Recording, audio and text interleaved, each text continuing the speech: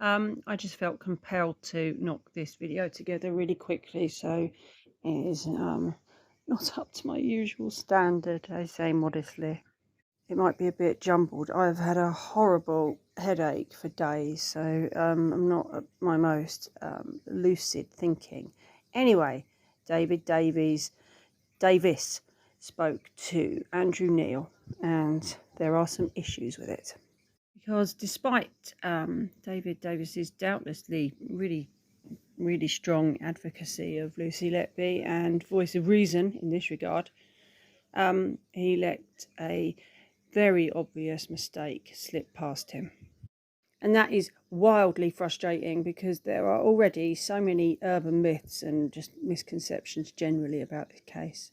Let me put this to you, because there are, most famously, in the case against her, or at least the simplest thing for people to understand, because as you say, it's very complicated, are the notes found at her home, which include notes by her, and the content was, "I killed them on purpose because I'm not good enough to kill them.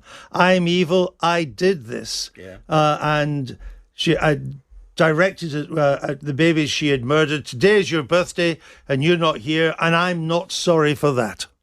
That was Andrew Neil speaking to David Davies this morning and getting some really critical bits wrong.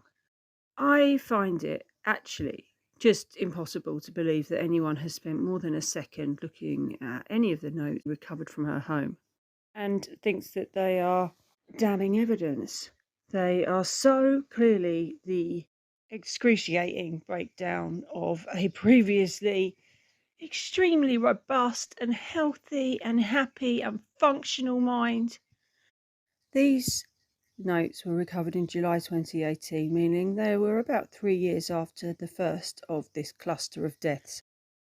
And quickly, I would like to add, look at this curiously heavily redacted note saying handwritten messages uncovered at the time of Lucy Letby's arrest in July 2018. Crime number. You see that? I mean, people are just repulsive about her obvious massive shock when the police came and knocked her door, and her very middle class, very polite, yes, very innocent, I'll cooperate, of course. The way people have framed it as, oh, she was so casual about it, when she's obviously literally slack-jawed with the horror, is really sickening. It actually, people will think this is hyperbolic, but it really reminds me of Sarah Everard. Without a scene, just acquiescing to Wayne Couzens stopping her, arresting her, handcuffing her. She wasn't kicking off about the ridiculous implementation of draconian laws or, I'm just walking home. She's just respectable young woman who thinks, well, the police are just doing their job. Yes, of course I'll go along and I'll chat and I'll explain everything. And I suppose if I've done something wrong, I'll have to take responsibility. Awfully, tragically, I don't think the consequences would have been any better for Sarah Everard if she'd have kicked off. But it's the calm demeanour, the going along with it, that, yep, okay, if I've done something wrong, I'll put my hands up. Let me help you solve this, work this out. It's really classic of a well brought up young woman, and innocence as well. Because if you're innocent, you're not going to be so fearful. If you've led a blameless life, you probably haven't had experiences with the police where you've realised that they can be unbelievably corrupt and malicious in ways that you'd never imagine. Because, she's been brought up to respect the police. I think both of them had. And, there's probably no way around it, but I just think when people are judging Lucy Letby's behaviour, that's what they're seeing. And so, of course, this note here is some pretty strong evidence that she was well aware of a police investigation, not least that she mentions it in other notes. So this complete nonsense about she had guilty knowledge and that's why she didn't look surprised. She did. She looked absolutely stunned. But ultimately, This is proof. I mean, if it's a crime number because someone had stolen her push bike the week before, I don't know why they would show it with heavy redaction. But anyway, that is aside from what I wanted to talk about now. So 3 years after the beginning of this cluster of deaths, that cluster of deaths would have been highly traumatizing. There's no doubt about it. Imagine how much worse that is when you hear that your colleagues are calling you Nurse Death, which, when you later take them through a grievance process, which obviously, yeah, you win, they deny. They flat out deny to your face, and they even say so to their superiors. Where's the evidence? Superiors keep asking. But as far as you are concerned, to your face, they'll say they were just concerned for you. They were concerned that you've been exposed to too much. But over time, the momentum gathers, and they then begin to threaten to call the police if you return to the ward after you've been redeployed somewhere else, away from the babies. Reviews by medical professionals are carried out which show you to be a diligent and great nurse, and you start to press ahead with a grievance process. Despite this, you are redeployed under the guise of let's keep you safe, and this must have been awful for you, Lucy. But you learn the doctors are saying, we're going to call the police if she comes back to the ward. So her dad comes in and says, call the police. Do it. Call the police. Because he knows his daughter is innocent. And then this is maliciously inverted to make it look like he's a nasty bully, bulldozing his way through regulations to make sure his little girl gets what she wants. And that, of course, is just to work as a nurse without harassment. The doctors, who never kept any notes, never contacted the coroner, never asked an epidemiologist to sweep the ward, and won't show the evidence they claim to have, themselves say there is no objective evidence against you, and their anger and frustration and horror of being undermined by a meagre nurse begins to build. This alleged prolific serial killer would have been fine, according to them, if she just stopped doing it in their backyard, moved to another hospital. She wins her grievance complaint. They say sorry to her under much duress. And after her convictions, it was still one of the first things that both Breary and Jairam bitched and moaned about on TV. You could tell it hurt them. None of the people she worked with closely on a regular basis believed any of this. They vocally supported her until such a time as they were warned by their boss not to testify for her in court.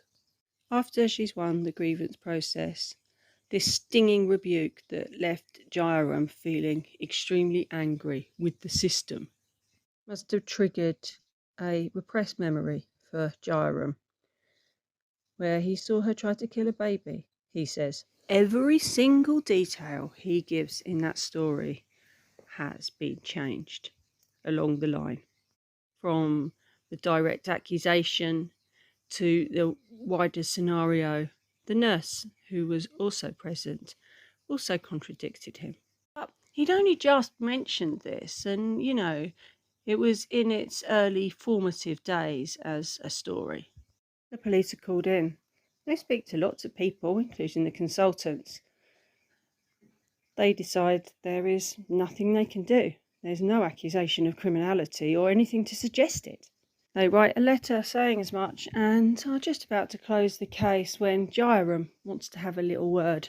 It's awful they want to close the case, and you've spoken to me, and yes, I didn't make any accusation about her, but you're closing the case, so now I'm going to accuse her of attempted murder.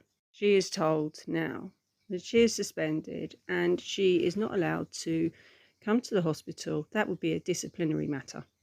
She is referred to occupational therapist Catherine de Beja, who clearly stands by her to this day and has at length discussed her or written about her distress around the time of the babies' birthdays and the anniversaries of their deaths. As well, she explains how Lucy's distress was compounded by the fact the parents would be in even greater pain than she was. For a long time, she was in limbo. And during that time, she wrote these notes.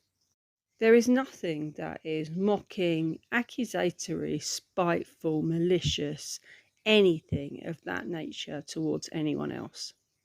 Over and over again, she writes, please help me, please help me, please help me, help me, kill myself. I don't deserve to live. My parents would be better off without me. All of these sort of devastating breakdowns of, as I say, a previously robust and functional person. The only thing that could be construed negatively is the infamous green note. It begins with, there are no words. Kill myself right now. I can't breathe. I can't focus. Overwhelming fear, panic. I haven't done anything wrong. Police investigation, slander, discrimination, victimisation. All getting too much. Hate myself. Despair. Taking over my life. I feel very alone and scared. What does the future hold? How can I get through it? How will anything be like it was? I don't deserve to live. No hope, despair, panic, lost. Why me?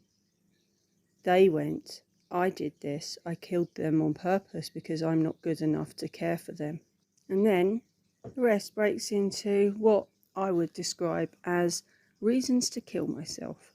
These are the reasons I shouldn't feel guilty because my mum and dad would be better off without me anyway. And I'm obviously a terrible person. This is just the best thing to do. As you might expect for a young woman who's been relatively sheltered before this unbelievable confluence of nightmares, she repeatedly writes her pets' names, Tigger and Smudge. But not only that, the name of the little dog she had when she was a kid, a little Yorkshire Terrier who she apparently doted on, who was called Whiskey, and she used to call him Tiny Boy. Please help me, Whiskey. My God, this is really, really devastating. Seems like she's understandably kind of regressing to a childlike state. And that's the reaction I would expect from a 25-year-old woman who was not a serial killer. I would have thought if the people around Rose West or Joanna Dennehy or something were openly plotting and threatening to involve the police and essentially have them fitted up for something, would you expect something a little angrier or more malevolent than this? I would. I would expect her to be plotting, to be writing evil things. If she really was somebody who stalked people, I would expect her to be looking up all of their families, have the number plates of their significant others, names of where their kids went to school, that sort of thing. I would expect there to be probably not a physical threat, but maybe some attempt to seduce and then blackmail, or some way of getting them in the shit. There's none of that. She did 31 searches out of 2,300 searches for other people on Facebook. So she was clearly prolific at doing this. And she searched them up 31 times. So what? To any victim of actual stalking, that is wildly offensive to call this stalking. I mean, my God, that is weak as shit. Also, when I'm not sure what would come up as a search, if I got a suggested friends, I get many every day on Facebook, and said, here's a suggested friend, and I hit that link, does that come up as a search? Because I've had suggested friends who are on the anti-Lucy Letby side, who I have only engaged with on Twitter and had very negative experiences, who I have never looked up. But, I mean, I'm guessing that it's an algorithm thing. I mean, we don't live in the same area, we don't have mutual friends, so I was just guessing it's an algorithm thing. Imagine viewing that as so sinister. Lucy's actual words were, today's your birthday, but you aren't here, and I am so sorry for that. That's what she actually said. I'm sorry that you won't have a chance at life and for the pain that your parents will experience. This isn't nefarious, malevolent, or anything like that. This is somebody who's absolutely broken with the huge tragedies around her and her incomprehension that people she worked with and thought she got along with would use those to attack and hurt her. I still see a lot of nonsense about this case, from the why did the babies stop dying to the confession notes, and also some weird creations that other people have added in. It's very frustrating. David Davis is doing a great job, but he isn't very good on the finer details. There's been lots of times he's made mistakes or let others get away with making them. And I think in a case that has attracted so much folklore almost, we need to be a lot more careful. For example, this was a recent live with Amma, and I saw some of the comments and thought they were noteworthy. Obviously, there's the classic Lucy Letby likes her babies like her martinis, shaken. It's just disgusting. I saw loads of these the other day in regards to something else. People who really care about the babies, yo. Nicola, when the alarms would go off on the other nurses would say Lucy must be on shift. Well, this is all based on the interview with one really, she did not strike me as a trustworthy nurse. Then we have Elsie Rose. No, they have literally got CCTV of here doing it, bruh. Elsie, you should be embarrassed by that nonsense. Then he had notes admitting it. I mean, just endless nonsense like this. The consultant was shunned for whistleblowing. Another one about the notes which admitted to murder. Then this absolute dipshit asking to a man who has lost his child in hospital, but if she did those crimes to your child, would she still be, scare quotes, not guilty? I mean, what a ridiculous comment. Unfortunately, this is the kind of intellect we're often dealing with. Yep, the diary, very straightforward apparently. Laura again. I am thinking of the logic is they're still guilty, so don't try calling me dumb when there is CCTV. Good Lord. Yes, there is evidence. There are multiple incidents when she was alone with the children. She obviously goes on to kill. Again, there literally is evidence of her doing the crimes. I don't see why you're defending her actions. They're talking to a man who's lost his baby on a hospital ward. It's just so insensitive, these people are, and just more and more nonsense. This is the kind of, the people that we're dealing with. Kids don't just die. There is CCTV. Google is a thing. Do the research. And some praising for prison violence. But this I saw just after she was convicted. This woman said to me, I watched her court case, which is obviously, provably, objectively, complete bullshit. She literally stuck a pair of scissors down one child's throat, cutting it internally. The doctors knew that it had to be foul play, but management turned a blind eye to it because it couldn't be her. So let's just pretend. Whoopsie. I can only find 2, but I saw hundreds at the time of people claiming to have watched it. And also this thing about shoving scissors down a baby's throat, which somebody has propagated, some really deeply sick mind. It's disgusting. And it's a real danger with this case. We have got to be really careful about it because there's people claiming to be out there every day fighting disinformation, but they will let these slip by 100% of the time, especially when you have absolute horseshit coming out of the mouths of the alleged expert witness who came up with the whole idea, who, rather than being certain that his science was correct and that somebody did these things, is curiously certain that it must be Lucy. That's not something I've ever seen before. So here is Dr. Evans talking absolute, complete, abject shit on the 60 Minutes show. Paediatrician Dr. Dewi Evans reviewed the baby's deaths for police, and he would later become the prosecution's star witness. Almost immediately, he found reason to be suspicious, uncovering 7 unexplained deaths. Well, that wasn't Dowie himself, but that was not true. 6 of the 7 babies she was accused of murdering had autopsies. All but 1 had definitive causes of death, which were natural but compounded by suboptimal care. And 9 sudden collapses, which he advised needed further scrutiny. These were babies who were under control. In other words, they were not requiring huge amounts of oxygen. They were not requiring breathing support. Lucy Letby was accused of harming a baby's throat when she said it may have been the repeated intubations of a breathing tube. They said no. Lucy Letby was said to have tried to kill child K by dislodging her breathing tube. Has everyone forgotten that? Child H suffered a double lung collapse because, after being put on ventilation, the setting was too high. They then left a fucking needle in her chest.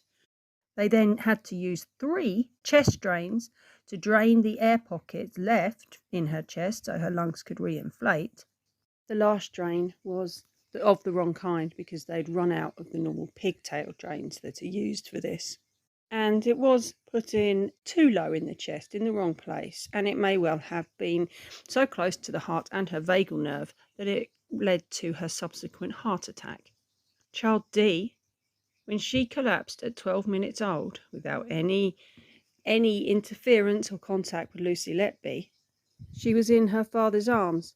Sandy Bowen, Dowie's backup expert, said that this was probably because of the way the dad was holding her, and dismissed the rest of the mother's descriptions of her tiny baby who died as being grunting, grey, floppy, giving the quite frankly wild explanation that a hospital that would allow a mother to go 72 hours without antibiotics after her membranes had spontaneously ruptured, repeatedly sending her home, ignoring her when she keeps telling them she can't feel the baby moving as much, and still didn't give the baby antibiotics until she was almost 5 hours old, would adhere so stringently to protocol that they wouldn't have shown the mother her baby if she had been in that condition.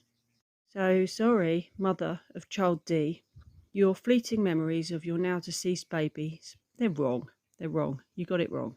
And dad of child D, the reason she collapsed at a few minutes old has nothing to do with the absolute medical negligence that this poor child endured, but because you were holding her wrong. That's why she needed ventilation, resuscitation. Child O, whose ventilation was set so high it pushed his liver into his lower abdomen and was then subjected to a liver puncture by Stephen Breary. That child was on ventilation, clearly. So let me give a quick rundown by help of one of my friends.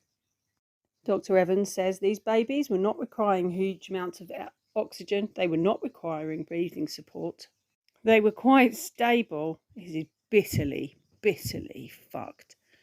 Child A was on CPAP, otherwise known as continuous positive air pressure, as was their twin, Child B. Child C required surfactant and ventilation. Child D required CPAP and the Neopuff. Child E was on CPAP and likely needed more support. Child G required ventilation and Optiflow. Child H was on CPAP and had an endotracheal tube. Child I had respiratory support. Child K was, of course, on endotracheal tube ventilation. Child M was on ventilation. And his 2 brothers, Child P and Q, were both on CPAP. And no, this isn't because Lucy Letby attacks them.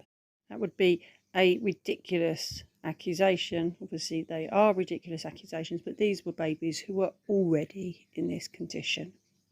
And how many moments like this does this case need before everyone is laughing at the ludicrous nature of these accusations and demanding that this poor woman is freed?